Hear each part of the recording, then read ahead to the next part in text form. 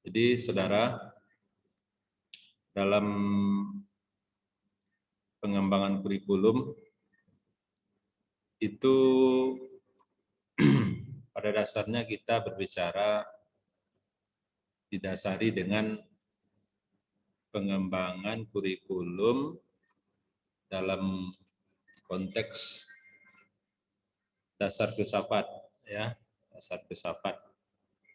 Apa itu filsafat? Filsafat pendidikan apa? Yaitu upaya berpikir secara ilmiah dan mendalam, sistematis untuk mendapatkan kebenaran, gitu ya. Pak, dalam pengembangan kurikulum kita harus dengan prinsip-prinsip yang ada gitu, dengan landasan yang ada, karena manusia itu selalu berpikir dan berupaya untuk menemukan sesuatu, kemudian mendapatkan sesuatu yang sistematis, ilmiah, benar, dan bisa diuji secara empirik. Nah, itulah yang disebut dengan filsafat sebagai dasar kurikulum. Hubungan filsafat dengan kurikulum itu dalam pembuatan kurikulum, kemudian sebagai sumber kurikulum. Kalau di Indonesia secara nasional, filsafat dalam pengembangan pendidikan itu kita kenal dengan filsafat Pancasila, ya, filsafat Pancasila. Jadi di Indonesia dengan karakternya secara berbangsa itu menggunakan filsafat Pancasila, maka pendidikan itu juga didasarkan pada prinsip-prinsip yang ada di Pancasila tersebut. Ya, jadi Indonesia itu tidak berkiblat ke Barat dan tidak juga berkiblat ke negara-negara Eropa Timur, tapi dia punya landasan filosofis sendiri dalam pembangunan bangsa dan negaranya, yaitu filsafat Pancasila. Nah, di antara filsafat yang kita kenal itu dalam pembelajaran kan, ya, ada filsafat idealisme, ya, yang digagas oleh Plato. Kemudian ada realisme yang digagas oleh Aristoteles. Ini filsafat klasik. Kemudian berkembang menjadi pragmatisme. Ya, kebenaran itu oleh orang pragmatisme disebut apabila ia bisa bermanfaat untuk kehidupan manusia. Kemudian eksistensialisme. Ini juga menjadi dasar-dasar dari filsafat yang klasik. Kemudian dalam pendidikan itu kita juga mengenal ada filsafat perennialisme, esensialisme, progresivisme, dan dekonstruksionisme. Namun pada pembahasan telah kurikulum ini kita tidak mengkhususkan pembahasan itu pada landasan filsafatnya, tapi kita harus mengetahui secara umum penyusunan perancangan kurikulum itu didasarkan pada filsafat, didasarkan pada proses berpikir secara ilmiah, sistematis, dan mendalam dalam rangka mendapatkan kebenaran.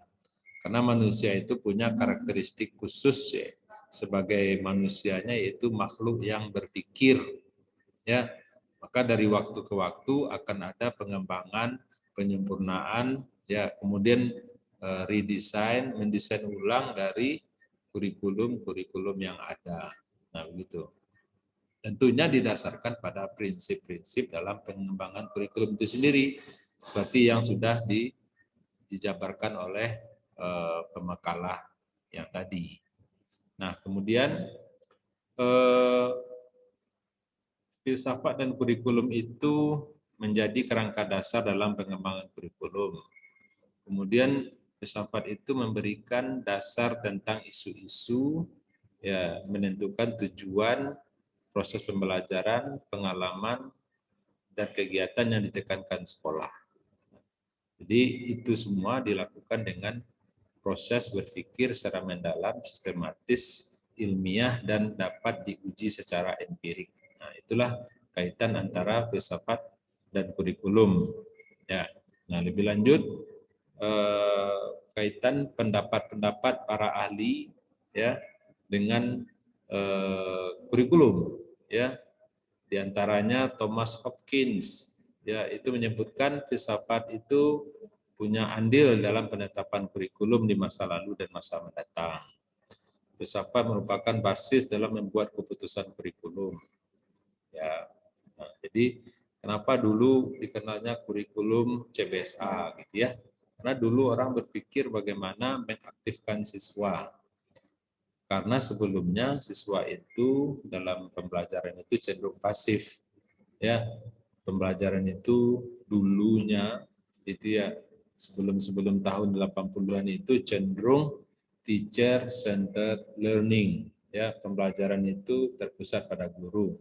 Namun paradigma itu kemudian berkembang menjadi student centered learning ya yang digagas oleh salah satu tokohnya itu adalah Abraham Maslow yang mengemukakan satu teori pembelajaran yaitu teori humanistik. Nah, humanistik ini atau teori-teori belajar yang ada itu juga didasarkan pada filsafat humanisme. Kalau konstruktivistik berasal dari konstruktivisme, ya. Nah, dan begitu juga dengan teori-teori yang lain, ya. Kemudian dalam pembuatan kurikulum jadi ini lebih kaitan antara filsafat dengan pembuatan kurikulum dan sumber kurikulum, ya. Ini diantara tokoh-tokoh filsafat tradisional dalam pengembangan kurikulum. Nah, ini perlu kita pahami, saudara, sehingga kita bisa mengerti dan memahami asal-usul kurikulum tersebut. Kenapa orang menyusunnya sedemikian rupa? Ya, kenapa orang tidak menyusunnya berdasarkan kepentingan sesaat, gitu ya? Misalnya sekarang butuhnya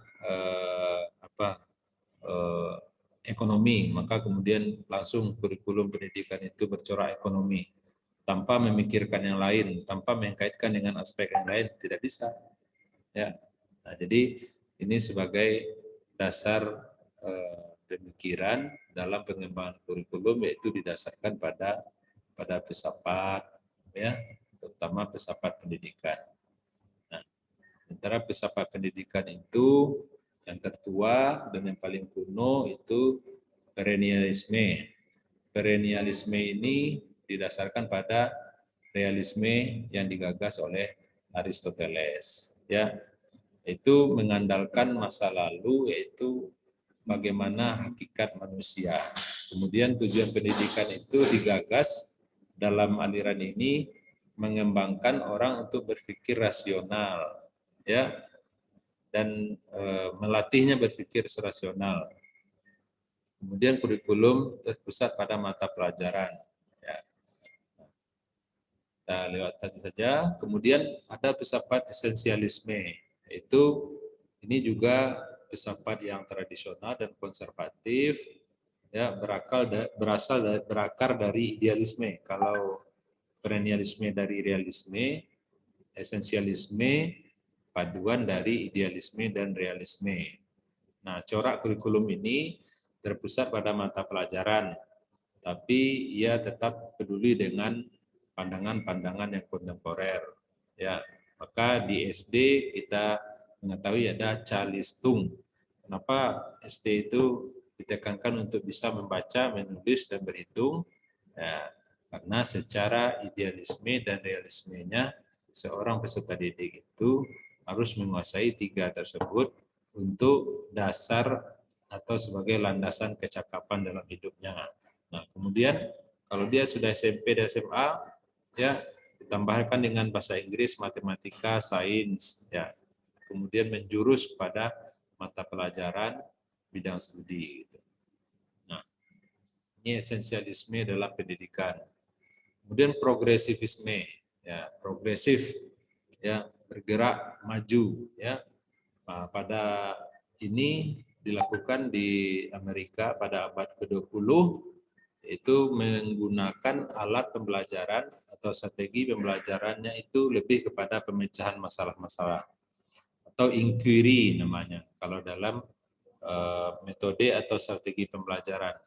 Bagaimana pembelajaran itu membawa siswa untuk mampu memecahkan masalah-masalah dalam pembelajaran. Masalah dalam pembelajaran itu sebenarnya kan adalah masalah kehidupan, namun disesuaikan dengan topik dan bidang yang sesuai. Nah, maka progresivisme ini bagaimana permasalahan-permasalahan itu ya melahirkan pengalaman belajar, ya, sehingga mampu membuat siswa itu bisa berpikir, ya, yang solutif atau menjadi problem solver, menjadi pemecahan masalah. Nah, sampai kemudian progresivisme ini menjadi kurikulum yang humanistik, yang memanusiakan manusia, ya, yang memanusiakan manusia, dan ini kemudian juga berkembang sampai sekarang. Dan rekonstruksianisme, ya, rekonstruksionisme ini corak filsafat dalam kurikulum modern, ya, yang menekankan pada pendidikan itu terpusat pada learner, pada pembelajarnya, pada siswanya, pada individu, ya. Nah, isu atau masalah sosial ini sangat ditekankan pada rekonstruksionisme namanya. Kemudian, saudara, guru di dalam rekonstruksionisme itu lebih berperan utama sebagai fasilitator, sebagai mediator, sebagai motivator dalam pembelajaran. Nah, siswa mereka di-create bagaimana bisa bertanggung jawab dengan pembelajarannya sendiri. Ya, oke, ini sambungannya. Nah, jadi itu yang bisa kita sampaikan terkait landasan filosofis dalam kurikulum. Ya, demikian yang bisa Bapak sampaikan. Ya, kita lanjutkan dengan diskusi memecahkan permasalahan yang ditanyakan oleh teman saudara tadi. Ya. Dia sebelumnya belum dikenal. Mungkin hanya itu jawaban dari saya. Kalau ada tambahan dari teman-teman, saya persilahkan. Kisah budaya. Mengenai 4 landasan ini sangat berpengaruh untuk perubahan dari setiap kurikulum. Karena jika kita ambil dalam setiap satu landasan saja, otomatis itu tidak ada dalam pengembang landasan yang menyebabkan landasan tersebut itu perubahan otomatis. Ketika perubahan kurikulum itu dirubah, itu 4 landasan utama tadi itu sangat mempengaruhi dalam setiap perubahan kurikulum tersebut karena ada penyebab dan sebab dari ada penyebab dan akibat dalam setiap perubahan kurikulum tersebut.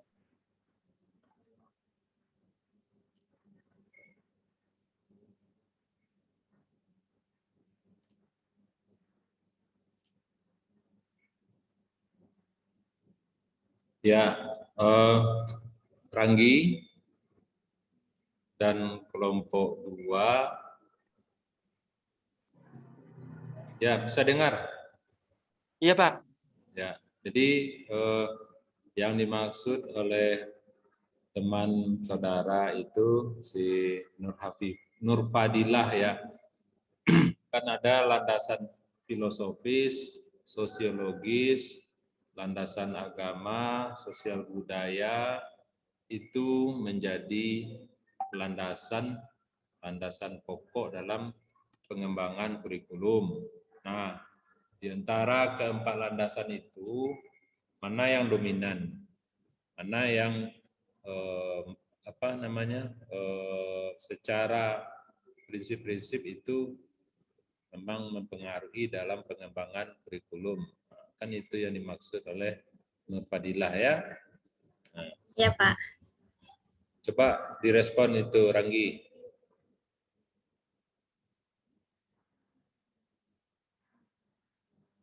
Baik, Pak, kami butuh, minta waktu sebentar ya, Pak.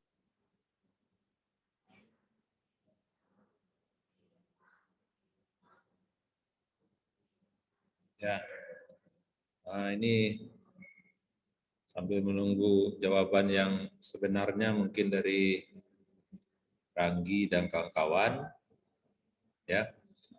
Jadi saudara,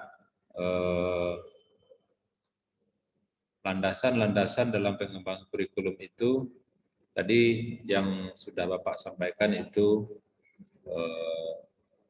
dikhususkan pada landasan filsafat atau filosofis. Kemudian di luar konteks manusia itu sebagai makhluk yang berpikir, manusia itu juga makhluk yang secara penciptaannya itu diciptakan untuk live together, untuk hidup bersama. Jadi manusia adalah makhluk sosial. Dalam kehidupannya manusia itu akan berinteraksi satu sama lain, ya, sebagai anggota masyarakat, sebagai individu yang saling berkepentingan dan berkebutuhan terhadap orang lain. Nah, maka secara sosiologis ya masyarakat atau kurikulum di Indonesia itu akan sangat dipengaruhi juga oleh sistem sosial kemasyarakatan masyarakat Indonesia. Ya, di mana corak kurikulum secara pengaruh sosiologis Amerika dan Eropa itu bisa jadi berbeda dengan corak kemasyarakatan atau sosial di Indonesia. Ya, misalnya kalau kita lihat Indonesia itu dulu dikenal sebagai masyarakat yang suka bergotong royong, kemudian bermusyawarah, kemudian tolong menolong, ya bahu membahu dan sebagainya. Nah, sementara masyarakat Eropa atau masyarakat Barat itu cenderung hidup individualis, ya, cenderung mereka terkadang tidak mampu dan mau memikirkan persoalan orang lain selama itu tidak terkait dengan kepentingan pribadi atau individunya. Nah, ini dalam pengembangan kurikulum tentu ini juga berpengaruh. Kemudian landasan sosial budaya, gitu ya, landasan sosial budaya, kebudayaan. Nah, dalam pengembangan kurikulum di Indonesia itu juga dipengaruhi oleh budaya luhur bangsa Indonesia. Misalnya budaya musyawarah, ya, budaya musyawarah mencapai mufakat. Kalau di Barat dia memang langsung menerapkan budaya demokrasi atau demokratisasi dalam segala bidang. Tapi di Indonesia lebih pada pencapaian mufakat, kesepakatan melalui musyawarah.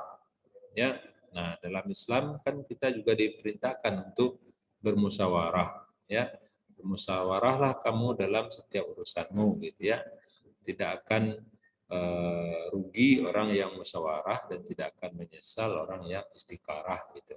Nah, jadi dalam pengembangan kurikulum, maka budaya masyarakat Indonesia itu ya yang mungkin memiliki add value, nilai lebih dibandingkan budaya-budaya masyarakat Barat, seperti moral. Nah, masyarakat Indonesia secara moral itu masih mementingkan aspek-aspek kesusilaan, ya, masih mementingkan aspek kesopanan, gitu ya. Misalnya cara berpakaian. Nah, itu diatur dalam budaya masyarakat Indonesia bagaimana pakaian itu sopan, ditambah lagi masyarakat Indonesia itu masyarakat yang beragama, maka pakaian itu tidak hanya sopan tapi juga menutup aurat, ya.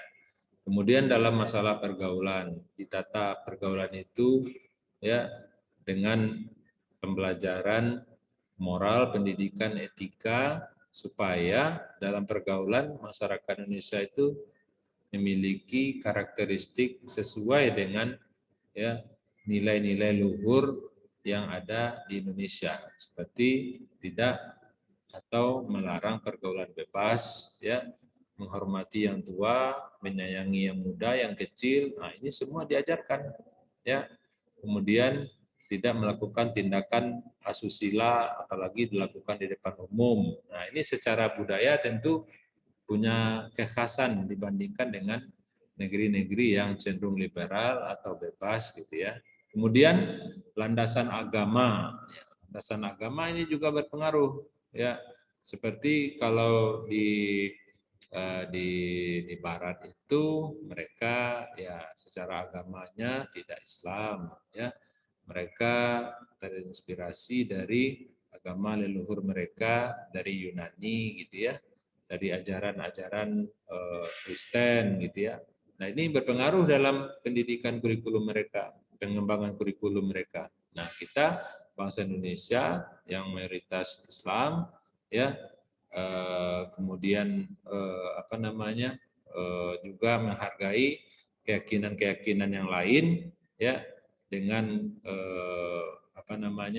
diberikan hak untuk menjalankan keyakinan, misalnya kita Islam Muslim, maka dalam meng-create kurikulum itu kita diberikan jaminan untuk melaksanakan kurikulum itu sesuai dengan nilai-nilai agama kita ya.